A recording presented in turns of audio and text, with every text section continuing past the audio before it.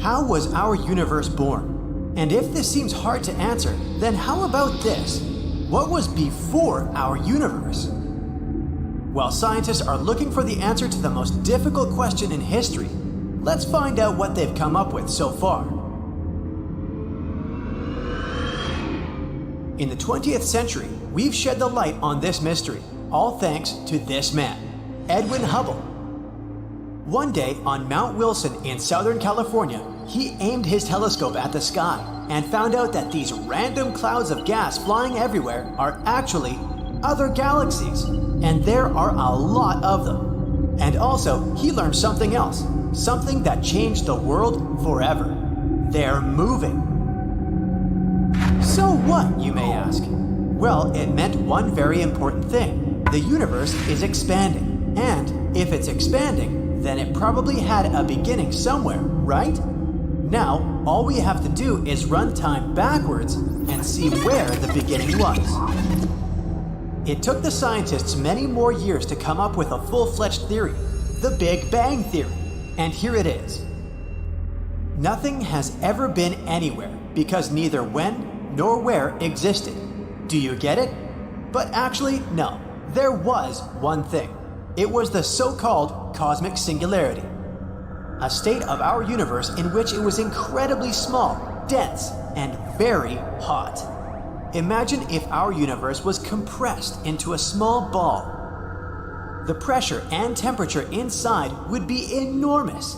At some point, it became impossible to withstand them. And here comes the Big Bang. It was an outburst of energy and matter that created everything we see now. Time and space, basic physical forces. It also scattered quarks everywhere.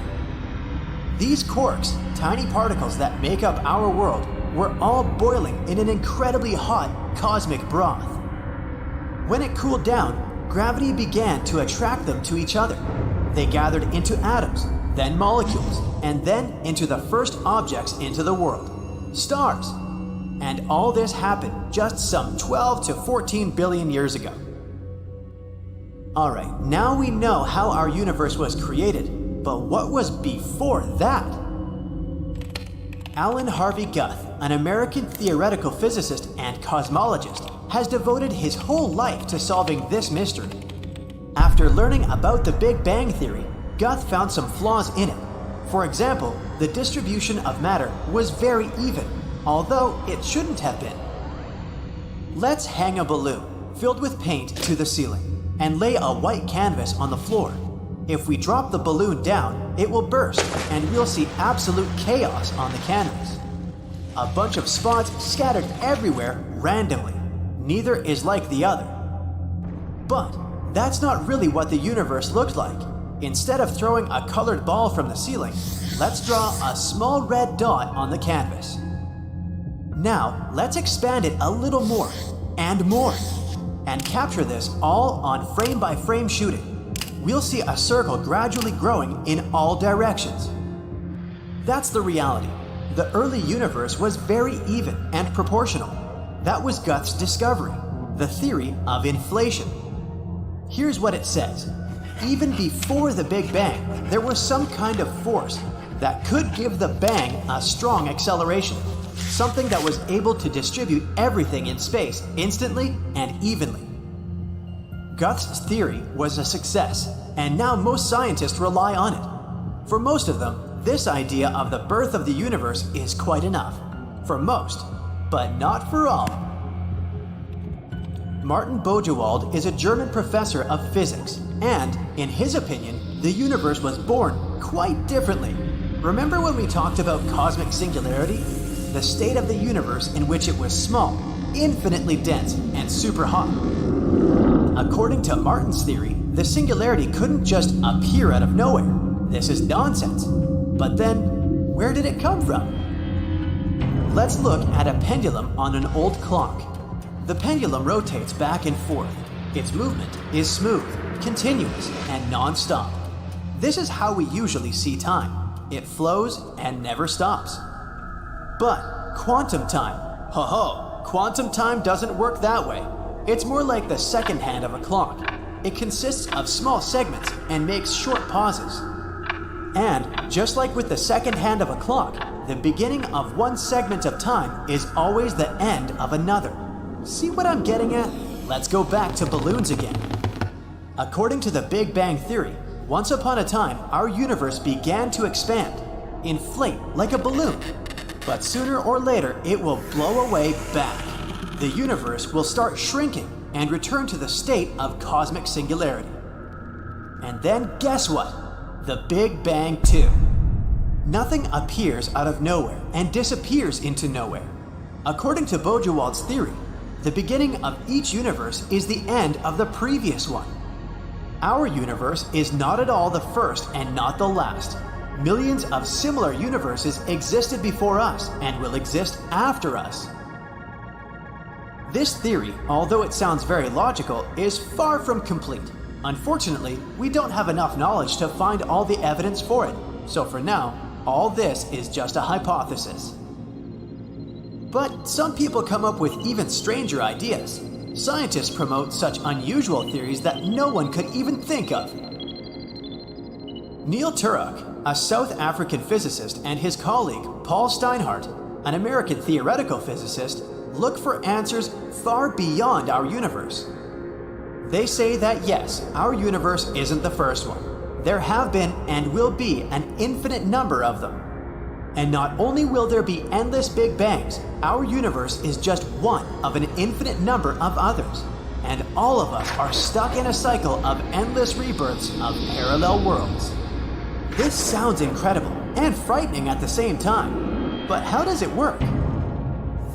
According to this theory, our universe is located inside a so-called brain, as in membrane. In other words, we're stuck in some kind of elastic surface that's capable of contracting, stretching, oscillating, and so on. Like pieces of fabric on a rope, these parallel universes are located near each other. Each one has a neighbor. We're not the exception. Another universe may be an inch from ours, but we can't see it. That's because there's a tiny space between us, and this tiny space contains the fourth dimension. How do these universes originate? Through brain collision. These brains are getting closer to each other very, very slowly, until one day they finally collide. Their collision creates two Big Bangs and two parallel universes. Then they're moving away from each other. The created worlds continue to live. We're currently at this stage. But when they disappear, the brains collide again. And this will lead to the birth of a new universe. Remember the inflation theory? There was a mysterious energy that pushed and accelerated the Big Bang. Well, if we did collide with another universe, that would explain everything. Of course, everything described here is a great simplification. When you hear that our world is some piece of fabric on a rope, it sounds like complete nonsense. But this idea is based on string theory and M theory, two giants of quantum mechanics. If they turn out to be true, they could explain almost everything in our universe. Creating a theory is an incredibly huge process.